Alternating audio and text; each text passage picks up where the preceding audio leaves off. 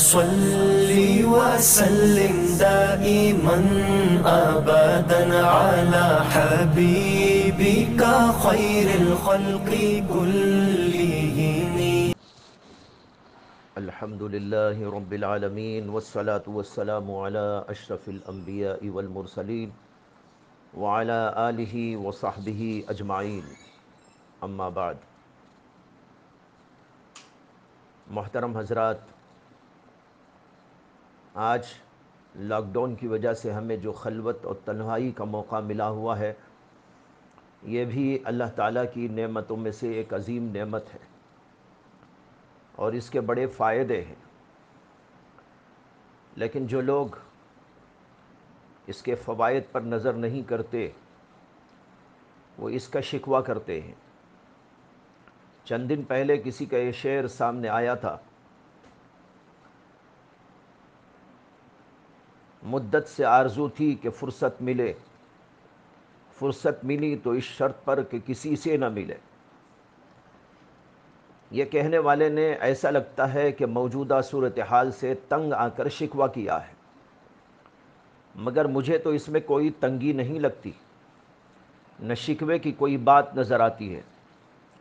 بلکہ غور کیجئے تو یہ فرصت ہی ہے جس سے ہم بہت کچھ کر سکتے ہیں. اس فرصت میں، جس میں لوگوں سے ملاقاتیں بھی جاری رہیں اور تمام بکھیڑے بھی چلتے رہیں، یہ فرصت ہی کیا ہے؟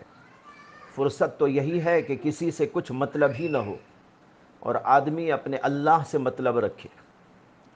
اسی لیے حضرات مشائخ اور صوفیہ کے یہاں خلوت نشینی کا مستقل حکم دیا جاتا ہے، تاکہ آدمی اس میں اپنے آپ کو بنا لے اور اللہ تعالیٰ سے اس کا تعلق مضبوط ہو جائے. دیکھیے، حضرت سیدنا موسیٰ علیہ السلام کو اللہ تعالیٰ نے کوہ طور پر اسی خلوت اور مخلوق سے الگ تھلگ رہ کر اللہ کی عبادت کرنے کے لیے بلایا تھا. قرآن میں اس کا ذکر اللہ نے فرمایا ہے: وَإِذْ وَعَدْنَا مُوسَىٰ 30 لَيْلَةً وَأَتْمَمْنَاهَا بِعَشْرٍ فَتَمَّ مِيقَاتُ رَبِّهِ 40 لَيْلَةً.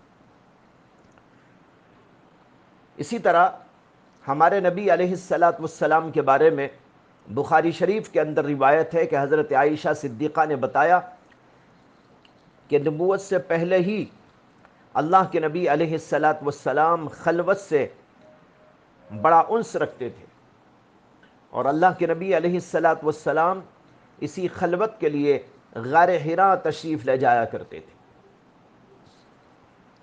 الغرض یہ خلوت بڑی چیز ہے جس سے انسان خود کو اللہ والا بنانے میں کامیاب ہو جاتا ہے، اور اس کے علاوہ بھی اس میں بہت سے فائدے ہیں. آج ہم سب لاک ڈاؤن کی وجہ سے یہ دولت اللہ کی طرف سے قدرتی طور پر پائے ہوئے ہیں. میں یہاں پر عزلت اور خلوت کے چند اہم فائدے اور بڑے فائدے بیان کرنا چاہتا ہوں. سب سے اول تو یہ کہ اللہ تبارک و تعالیٰ سے دل لگانے کا اور ذکر کا، فکر کا خوب موقع ملتا ہے، اور رونے اور گڑ گڑانے کی فرصت مل جاتی ہے، اور اپنے رب کو منانے کا لطف حاصل ہوتا ہے. غور کیجئے کہ یہ تنہائی ہمارے حق میں کس قدر بڑی نعمت ہے. حضرت شعیب بن حرب کہتے ہیں کہ میں ایک بار حضرت مالک بن مغول کی خدمت میں گیا، اور وہ کوفے میں اپنے گھر میں تنہا بیٹھے ہوئے تھے. میں نے ان سے پوچھا کہ آپ کو اس تنہائی میں وحشت نہیں ہوتی؟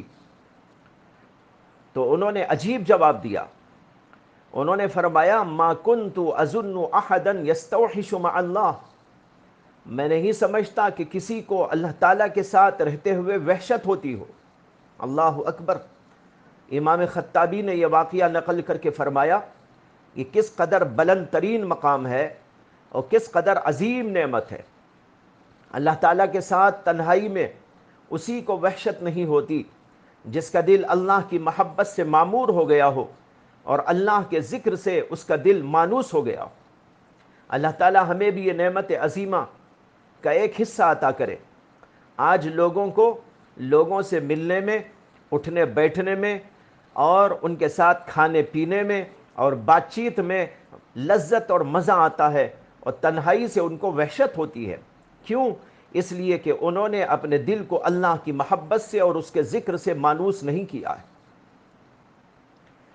بھائیوں، دوسرا فائدہ خلوت کا یہ ہے کہ ہم اس میں خوب گڑ گڑا کر اپنے گناہوں سے استغفار کر سکتے ہیں۔ اسی لیے حضرت امام مسروق نے فرمایا، ان المرء لحقیق ان تکون له مجالس یخلو فیہا فیذکر ذنوبہ ویستغفر منہا۔ ہر اس شخص کے پاس جس کو بھی موقع ملے، کوئی نہ کوئی خلوت کا موقع ہونا چاہیے جس میں وہ اپنے گناہوں کو یاد کر کے ان سے استغفار کیا کرے۔ ایک قصہ سن لیجئے کہ حضرت شرحبیل رحمۃ اللہ علیہ کہتے ہیں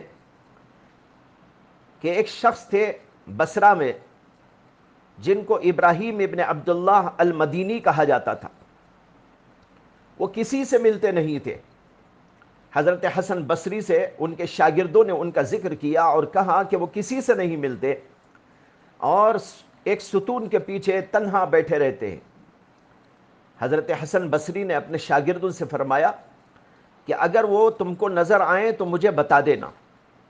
چنانچہ ایک دن حضرت حسن اپنے شاگردوں کے ساتھ جا رہے تھے تو وہ شخص نظر آئے۔ حضرت حسن بصری سے شاگردوں نے کہا کہ وہ یہاں موجود ہیں۔ حضرت حسن نے شاگردوں کو آگے بھیج دیا اور خود ان صاحب کے پاس چلے گئے اور ان سے پوچھا کہ آپ لوگوں سے ملتے کیوں نہیں؟ ان صاحب نے جواب میں کہا کہ ایک بات ہے جس کی وجہ سے میں نہیں ملتا۔ حضرت حسن بصری نے پوچھا کہ وہ کیا بات ہے جس کی وجہ سے آپ لوگوں سے نہیں ملا کرتے؟ تو ان صاحب نے کہا کہ میرا ہر روز کسی نہ کسی نعمت میں گزر بسر ہوتا ہے اور یا تو کسی گناہ میں مبتلا ہو جاتا ہوں، تو میں نے سوچا کہ بس گناہوں پر استغفار اور نعمتوں پر شکر کرتے ہوئے اپنے نفس کو مشغول رکھوں، اس لیے میں کسی سے میل جول نہیں کرتا۔ اس سے معلوم ہوا کہ خلوت میسر ہو تو آدمی کو خلوت کے لمحات اس طرح گزارنا چاہیے کہ اللہ کی نعمتوں کا شکر اور اپنے گناہوں پر استغفار کرتا رہے۔ خلوت کا ایک فائدہ یہ ہے کہ اس کی وجہ سے بہت سے گناہوں سے بچنے میں مدد ملتی ہے، کیونکہ لوگوں سے میل جول سے کبھی غیبت میں، فضول گفتگو میں یا کسی اور گناہ میں مبتلا ہونے کا اندیشہ رہتا ہے۔ خلوت میں ان سب سے بچنا آسان ہو جاتا ہے۔ اسی لیے حضرت ابراہیم بن ادہم رحمۃ اللہ علیہ کہا کرتے تھے، لو لم یکن فی العزلۃ اکثر من انک لا تجد اعوانا علی الغیبۃ لکفا، یعنی خلوت میں اگر اس سے زیادہ کوئی فائدہ نہ ہوتا کہ اس میں غیبت کرنے کے لیے ساتھی نہیں ملتے، تو یہ بھی اس کے فائدے کے لیے بہت کافی ہے۔ اور حضرت فضیل بن عیاض رحمۃ اللہ علیہ نے کہا کہ جو لوگوں سے میل جول رکھتا ہے وہ دو حال سے خالی نہیں، یا تو ان کے ساتھ باطل اور گناہ کی باتوں میں خود ملوث ہوگا یا ان کی باطل باتوں پر خاموش رہے گا اور گنہگار بنے گا۔ چنانچہ اکثر یہی ہوتا ہے کہ لوگوں سے میل ملاپ کی وجہ سے یا تو خود کوئی گناہ کا کام کر بیٹھتا ہے یا نہیں تو دوسروں کی برائی کو دیکھتا رہتا ہے اور اس کی وجہ سے بھی گنہگار بنتا ہے۔ علماء نے لکھا ہے کہ خلوت کا ایک فائدہ یہ بھی ہے کہ بری صحبتوں سے انسان بچتا ہے۔ آج اکثر نوجوان لوگوں کا حال یہ ہے کہ وہ باہر نکلتے ہیں تو بری صحبتوں میں اپنا وقت گزارتے ہیں، ادھر ادھر گپیاں مارتے بیٹھتے ہیں، گناہوں کے اندر مبتلا ہو جاتے ہیں۔ اسی لیے حضرت عمر رضی اللہ تعالیٰ عنہ نے فرمایا، العزلۃ راحۃ من خلیط السوء، یعنی خلوت کا فائدہ یہ ہے کہ برے ساتھی سے راحت ملتی ہے۔ اس لیے جب ہم کو اللہ نے یہ موقع دیا ہے تو سمجھنا چاہیے کہ بری صحبتوں سے اللہ نے بچا لیا اور اس پر اللہ کا شکر ادا کرنا چاہیے۔ ایک فائدہ خلوت کا یہ ہے کہ لوگوں کی ایذا رسانیوں سے انسان بچ جاتا ہے، کیونکہ لوگوں میں سے اکثریت کا حال یہ ہے کہ وہ ایک دوسرے کو تکلیف پہنچاتے ہیں، کبھی زبان سے تو کبھی ہاتھ پیر سے، کبھی اپنے کسی طرز عمل سے تو کبھی اپنے کسی معاملے سے۔ لہٰذا لوگوں سے الگ رہنے میں عافیت کا سامان ہے۔ یہاں تک کہ بعض اکابر جیسے امام داؤد طائی نے اپنے شاگردوں کو یہ نصیحت کی، توحش من الناس کما تتوحش من السبع، لوگوں سے اس طرح وحشت کرو جیسے کہ درندوں سے وحشت کرتے ہو۔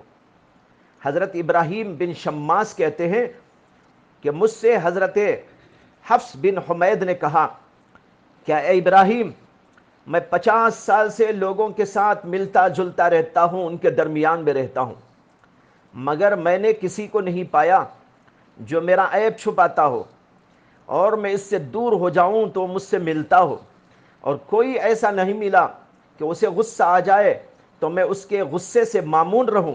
لہٰذا ایسے لوگوں میں مشغول ہونا تو بڑی حماقت کی بات ہے۔ دیکھیے اتنے بڑے بڑے اکابر یہ کہہ رہے ہیں کہ لوگوں سے دوری کے اندر فائدہ ہے۔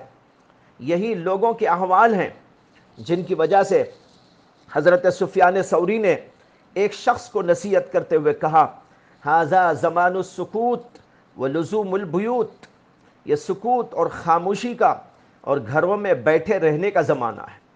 حضرت ابو ذر غفاری رضی اللہ تعالیٰ عنہ نے فرمایا، کان الناس ورقا لا شوک فیہ فہم اليوم شوک لا ورق فیہ، پہلے زمانے کے لوگ ورق ہی ورق تھے جن میں کوئی کانٹا نہیں تھا، اور آج لوگ کانٹے ہی کانٹے بنے ہوئے ہیں جن میں کوئی ورق نہیں ہے۔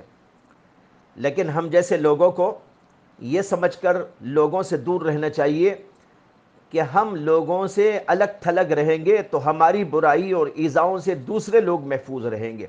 بہرحال یہ موقع غنیمت موقع ہے اللہ سے لو لگانے کا، گناہوں سے استغفار کرنے کا، بری صحبتوں سے بچنے کا، اپنی ایذاؤں سے دوسروں کو بچانے کا۔ اللہ تعالی ہم سب کو توفیق عطا فرمائے۔ وآخر دعوانا ان الحمد للہ رب العالمین۔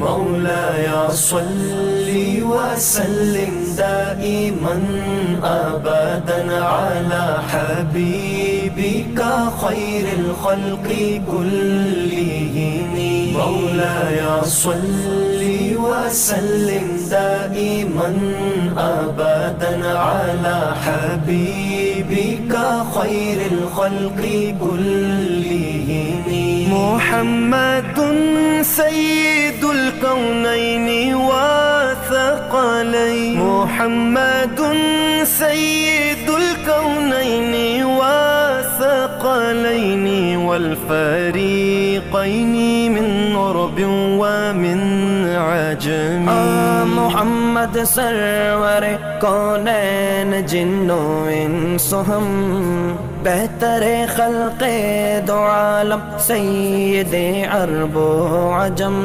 آپ ہیں حضرت محمد سرور ہر دو سرا، آپ ہیں عرب و عجم جن و بشر کے پیشوا، دو جہان دائے سرور او محمد محترم، جیند تاب جنت آدم سب عرب تے سب عجم،